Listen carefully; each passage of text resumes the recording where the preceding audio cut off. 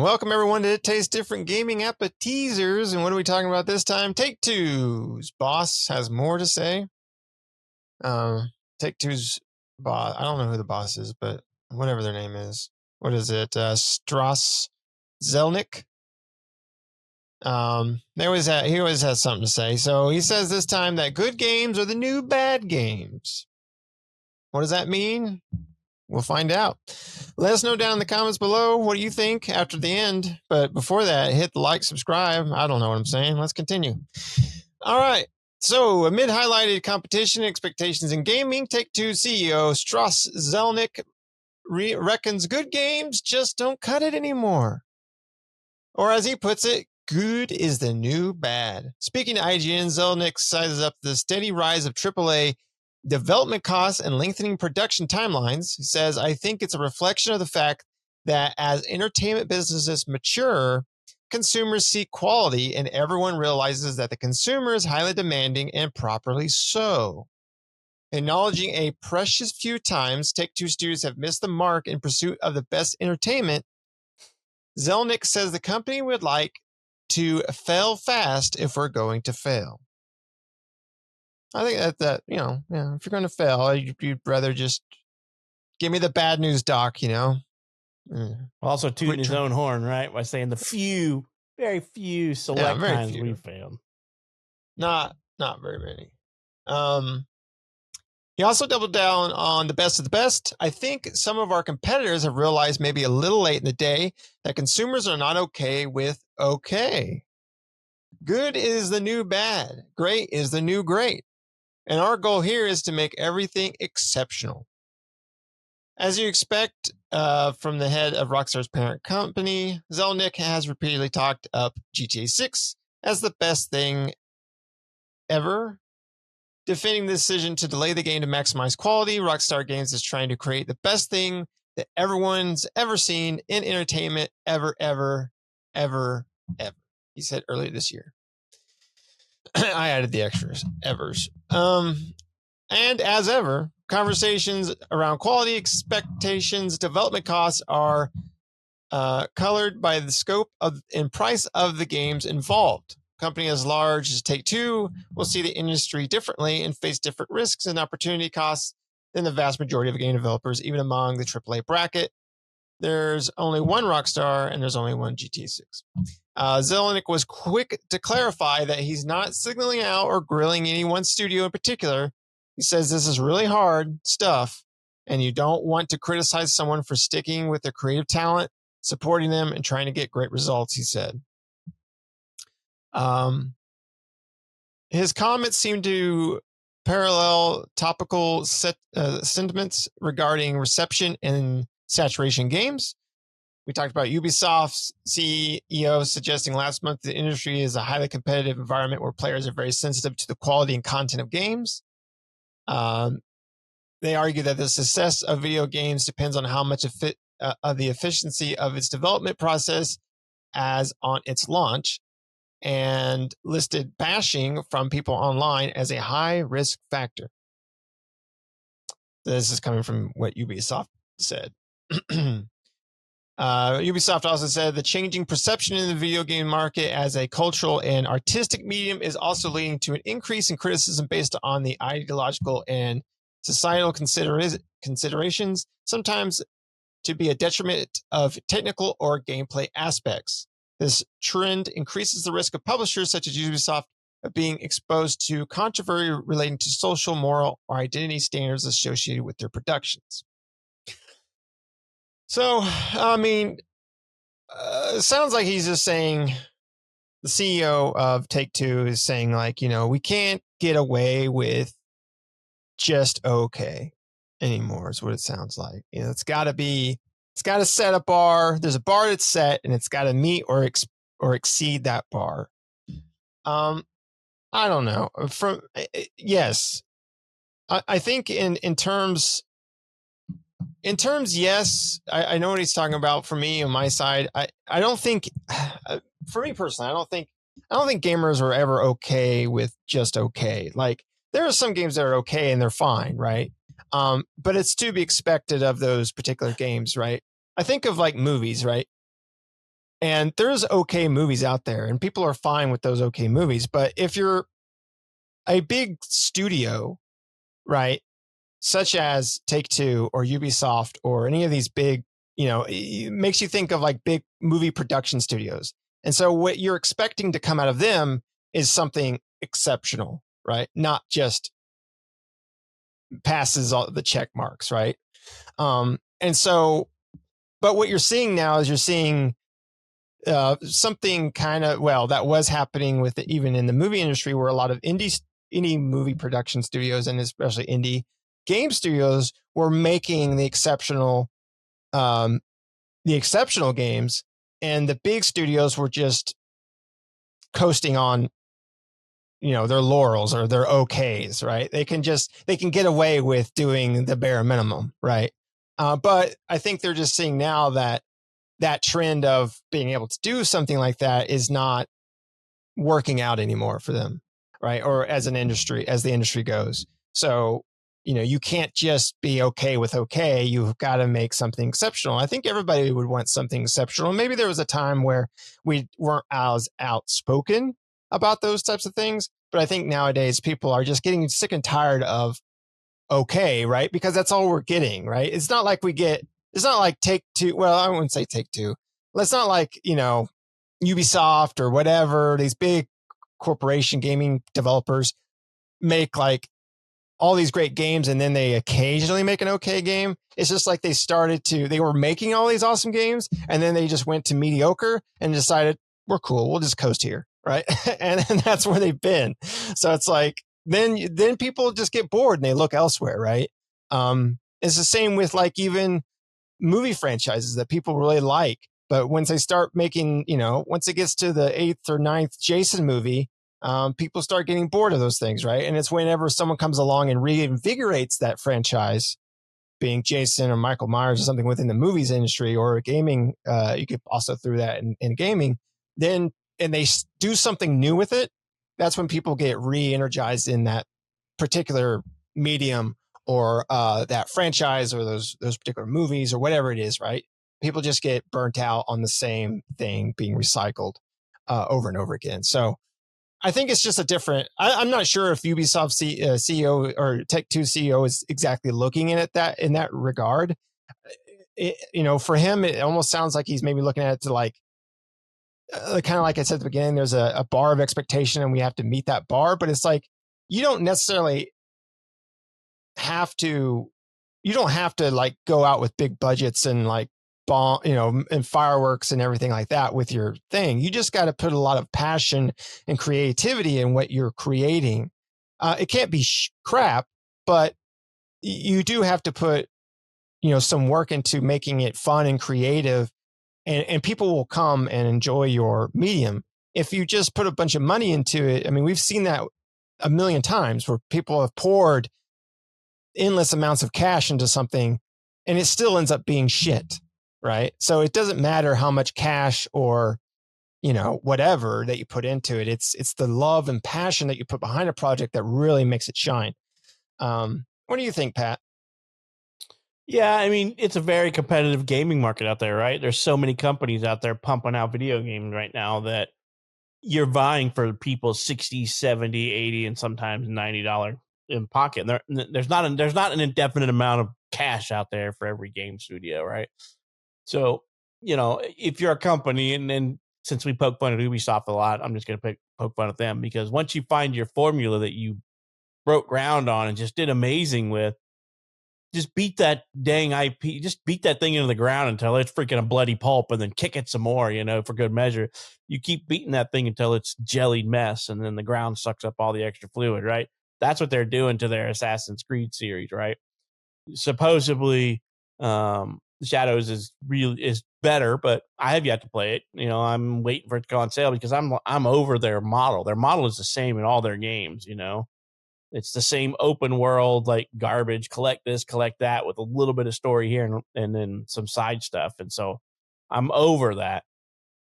And I think a lot of gamers are too. And they're like, hey, I want something new. I want something fresh. That's why some of these indie companies are are leading the charge in games this year, and a lot of what the indie companies are doing aren't new. They're just going back to some of the basics that gamers have missed, like Expedition 33 went back to turn based. Now they did throw in the whole dodge mechanics and things like that, which is a little bit of a twist on it. But everybody's been doing like that for a while. It's what I hate that they've kind of done with turn based, but I like Expedition 33. So yeah, and I mean, Take-Two CEO talks out of his ass a lot, and he's a little just out. He's outside of what I would consider knowing what's in. They talk about their limited failures or whatever, and I'm like, let's just wait and see what happens to GTA 6 when you delay it again until September or so next year, right? Because that's the rumor now, right? It's going to be delayed instead of from March or May to September. That's the new. Yeah, that's what I heard. My son was telling me about that. I said, no, they'll just release another GTA 5, right. Special edition or something with the super chunky whale shark card or something. Yeah.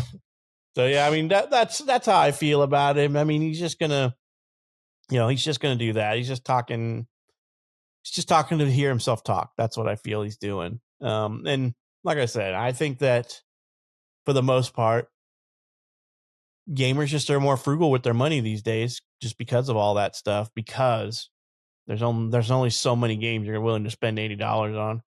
I mean, there was only so many games I was willing to spend 60 and 70 on, and now that they're jumping up to 80, that list becomes even smaller. And then, I think that there's only so much time, right? I mean, besides voting with your wallet, you also had to vote with your time. There's so many games, unlike when we were a kid, because you would get like 1 or 2 games a year, right? Maybe.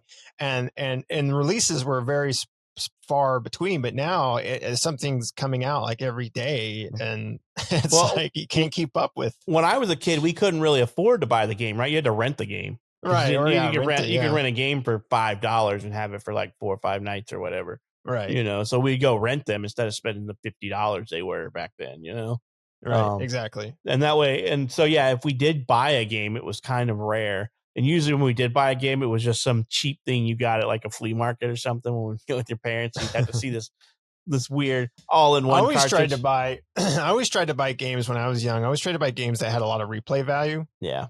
So, because I knew I was going to have that game for a long time before getting a new one. Mm-hmm. So it's like, cool. I got like, Mega Man 10 for the Super Nintendo. Right.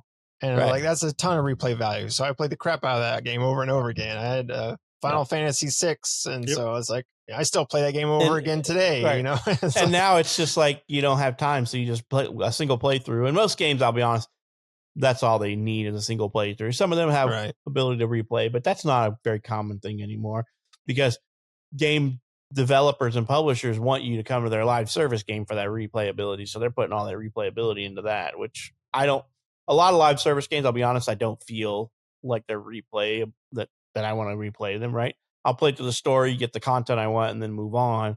But it's live service because I'll add a new piece of content that you just got to play. So you got to come back and then you got to buy that. Like, I've lost count how many expansions Destiny has or DLCs. And I know they got a new one, but I'm like, did I miss one in between the last one I had and this one? I feel like I did. But I'm not sure. And then when you go to look, you're like, hey, I want to get back in. And you're like, that's a $60 DLC or a 40 or 50. And you're like, there's no way. Hell no. So you move on, right? It's not like a free one when you can buy the cosmetics, but we'll see.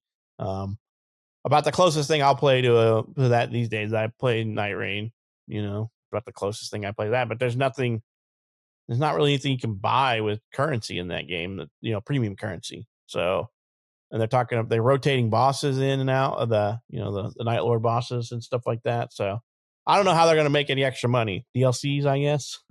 So, but Shane, what do you think? But it takes From Software forever to come out with DLCs. It does. I mean, usually their DLCs are really good, but it takes them like a year or two before they come out with a DLC for a game. Right. Yeah. What are they going to do with that, though? Right. Somebody data mined the latest patch for Night Rain getting off track. There's supposed to be an endless mode that's coming out. The latest patch had a lot of stuff in there that data miners pulled up and ranking systems. So you get I can see like a leaderboard system being pretty. So but they're also doing match-based ranking where you get matched with people of your same rank. So that means all the people that are struggling with Night Rain are going to get screwed because they can't get a carry, right? They're going to get with the other people who need other a carry. people that suck. Yeah. Yeah. And so they can't down any of the regular Night Lords, let alone, try to get into some of the special ones, right? Right. So, Shane, what about you, man? I mean, I think it's, I understand. I have a feeling of what he's saying, but at the same time, I think gamers are just where everybody's wallets are tightening, and where they spend their $60, $70, $80 is just getting more and more slim. Oh yeah. Yeah. Well, first of all, Yves Guillemot can eat all the buttholes in a fiery pit of hell. He's a scumbag destroying that once marvelous game developing company. But to the subject at hand, I think what Zelnick is trying to do is just prep everybody for that $1,900 game. I think he's trying to pump it up and try to get the gamers to go, you know what, they've spent $2 billion to make it. It's Rockstar. It's going to be amazing. Blah blah blah. It's going to run at 30 FPS. And It's run at 30. If it ran at 60, it'd be $100. Yes. Yeah. Even at 30 frames, that's how good it is. So I really do. I really think that's a prep for the upcoming GTA sodomy on the gaming, gamers of the world. I really do. He's not wrong, but it's also a blanket statement that's, well, no shit. Pardon my language, but it's every developer should strive to make a good game. Good games are not bad games. Good games are good games. Hence, good. Bad games are bad games. Hence, bad. Not a whole lot. It's all perspective too, right? And I'll just bring in our recent video that we did, the whole Monster Hunter Wilds crap. Like, I thought that was an okay game. It was an okay game. I had that I could remember. I had no problems. That I was just like, fuck game, I had no problems with that. But by the comments on that damn thing, it was a piece of shit that was set on fire and has been a heaping garbage pile that's been burning since the day it released. And I'm like, I didn't have that experience. I don't know about you guys, but I didn't have that same experience. Nick, did you have that experience in Monster Hunter Wild? No, I thought Monster Hunter Wilds was fun. The only thing that bothers me about the game is, and what I've talked about before, I mean, at least with you guys, is the in game.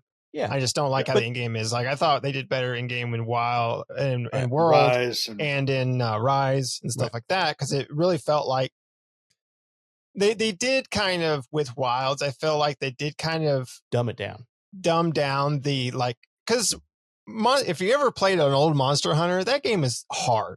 Yes. Right. And it takes a long time to get the armor pieces you need and stuff like that. And that's the thing that I personally love about Monster Hunter is the grind. Sadist. Right.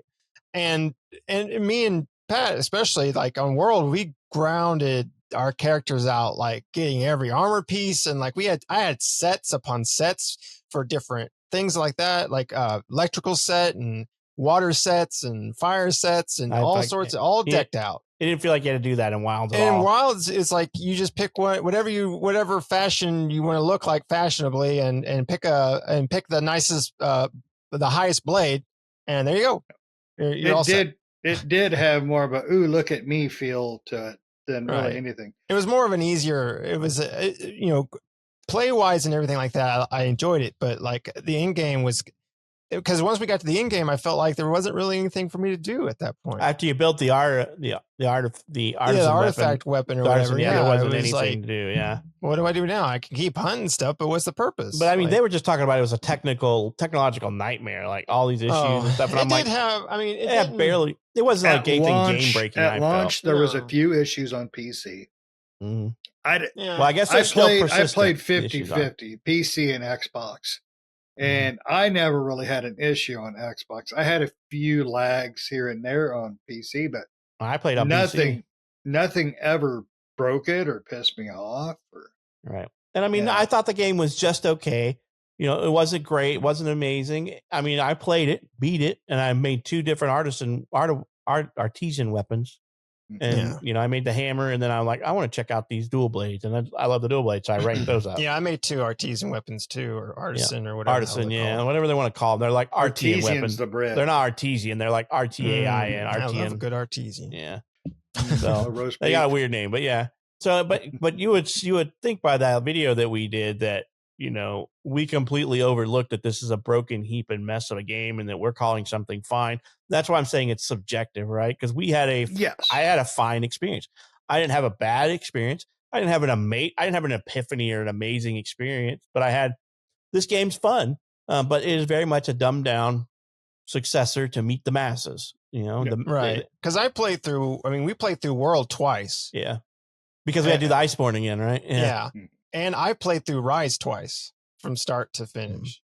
So, and I've played a lot of the old ones, but I mean, like those two, especially, I've played through them twice with completing a character with the story and everything, all the in game and all that stuff. So like those, but for Wilds, for me, like I don't feel that same. It was just okay drive to do that in Wilds, unfortunately.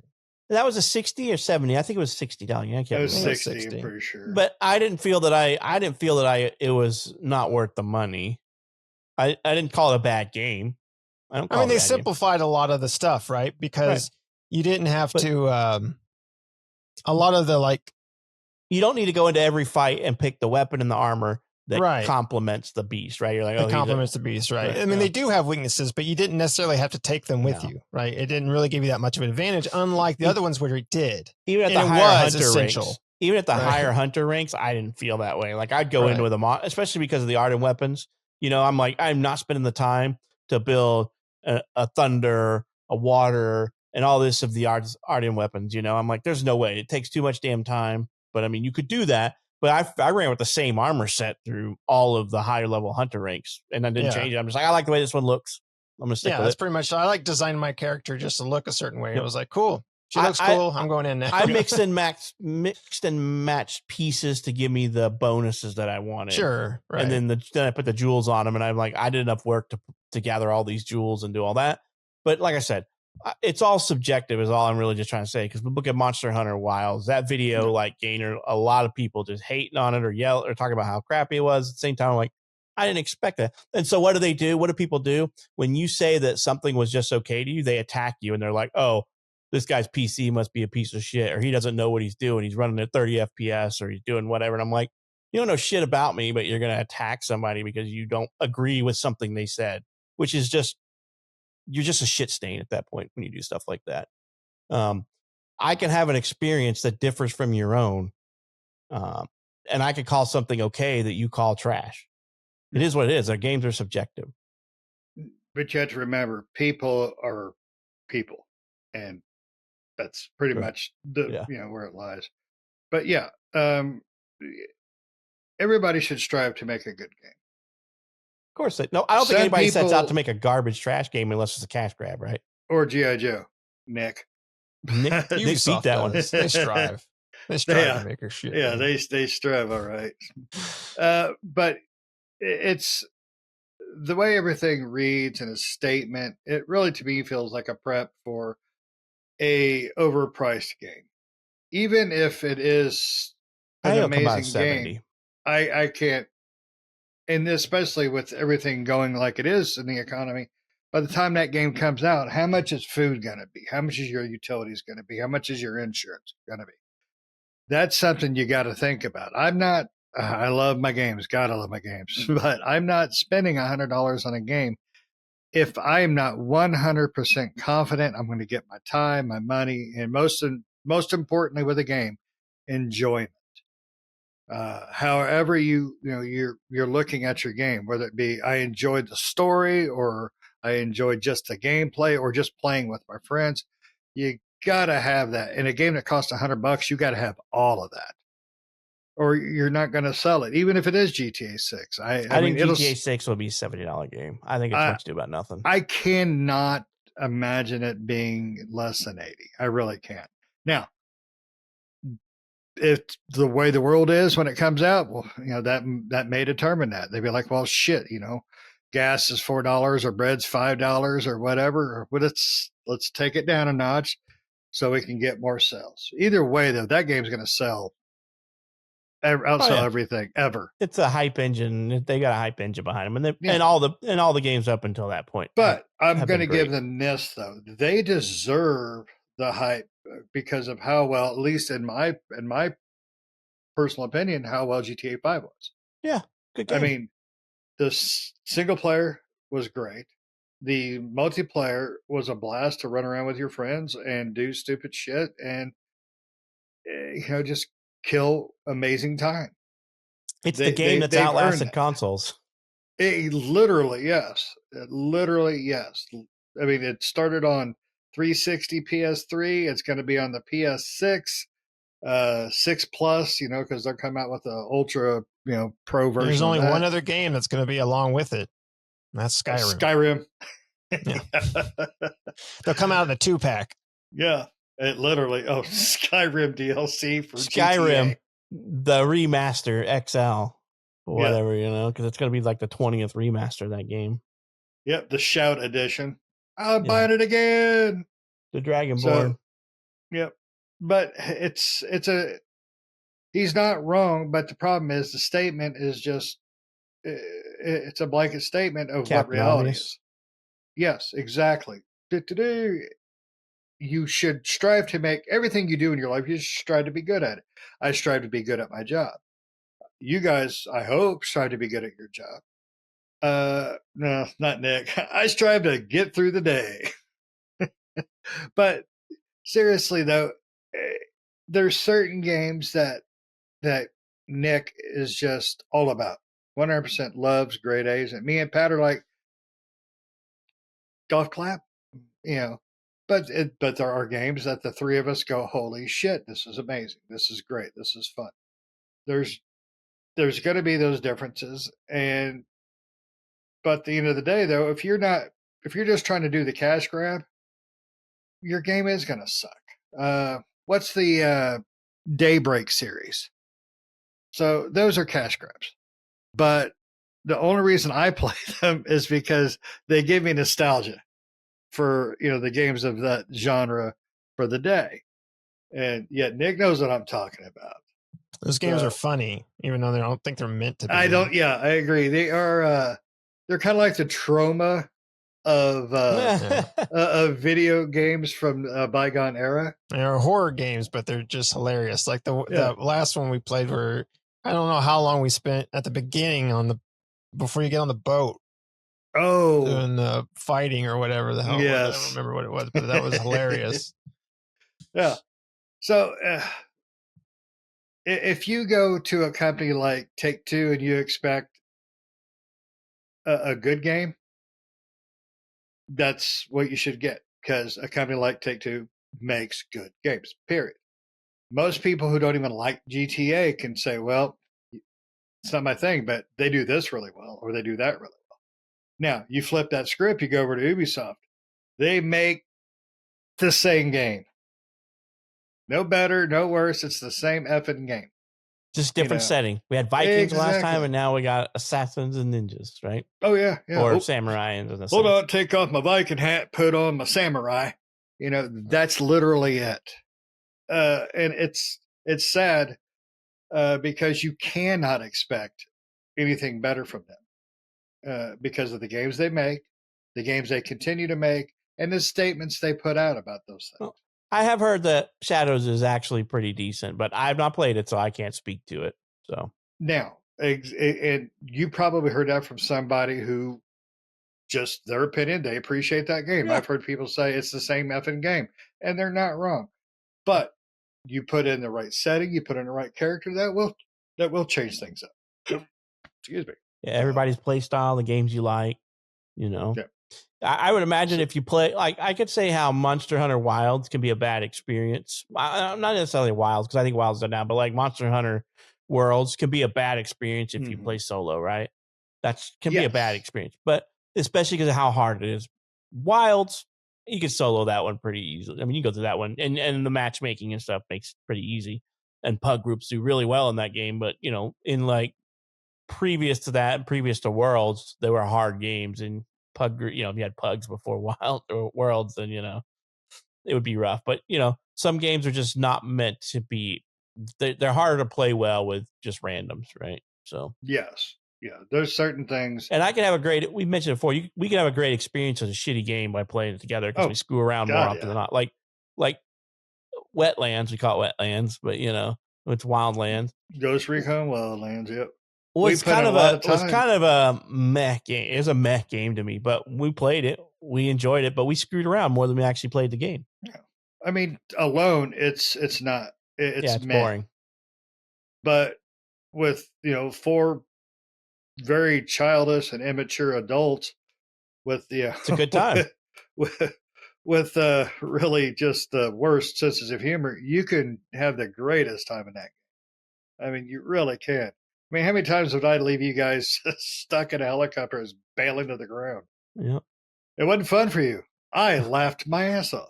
So. How many times is somebody trying to run you over in a car and you just throw C4 on it when it goes by and be like, I got the last laugh. Kaboom, just driving around doing stupid stuff like that, What was fun in that game. But yeah, so and that's the kind of game you can jump in with friends. Right. It's not the kind of game you jump in alone. Right. Or with random. Yeah, definitely with randoms, because you either get people like me that just want to have fun and not take things too serious, but still want to play. Or you get that guy that, all right, he's in there giving, hand signals to, invade the church or whatever. And my guy's over there, Leroy Jenkins, he's out the door. He don't care. He's throwing up the nest already. Exactly. At least this group of window lickers, we can coordinate and have fun. Yeah. You can tell when it's getting old because somebody starts having fun rather than playing the game. And we're like, all right, get into that. But yeah, so I mean, I agree with that. I mean, like I said, I think he said much ado about nothing, but he just Captain Obvious it. Yeah. But I expect the price is coming out at 80 or more for GTA 6. Yeah, I think standard will be 70. Standard will be 80. I think at minimum. I think 80 will be the deluxe edition with GTA Online. Yeah. What was the one?